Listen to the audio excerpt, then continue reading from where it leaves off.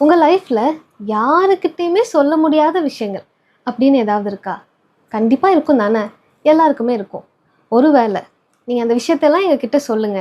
அத நாங்க யாருக்கிட்டயும் சொல்ல மாட்டோம். நீங்க உங்க பேர கூட சொல்ல வேணாம். அப்படின்னு சொன்னா, நீங்க கண்டிப்பா அத வெளிய சொல்லுவீங்க தானே! அதே மாதிரி தான் இங்கேயும் ஒரு விஷயம் நடந்திருக்கு. சமீபத்துல தோழர் நிவேதிதா லூயிஸ் அவர்கள் அவங்களோட முகநூல் பக்கத்துல ஒரு பதிவு போட்டிருந்தாங்க. பெண்கள் அவங்களுக்கு நடந்த, அவங்கள ரொம்ப பாதிச்ச யாருக்கிட்டயுமே அவங்க சொல்லாத விஷயங்கள நீங்க எங்களுக்கு ஒரு கட்டுரையா எழுதலாம். அதுல உங்க பேர் எழுதணும்னு அவசியம் இல்ல.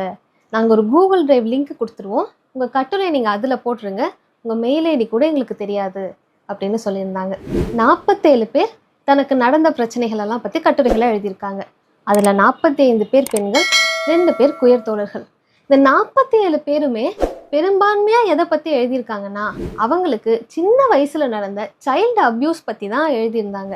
அந்த கட்டுரைகளை எல்லாம் தொகுத்து ஹர் ஸ்டோரிஸ் பதிப்பகத்துல இருந்து பெயரற்றவர்களின் குரல் அப்படின்னு ஒரு புத்தகமா அதை வெளியிட்டிருக்காங்க.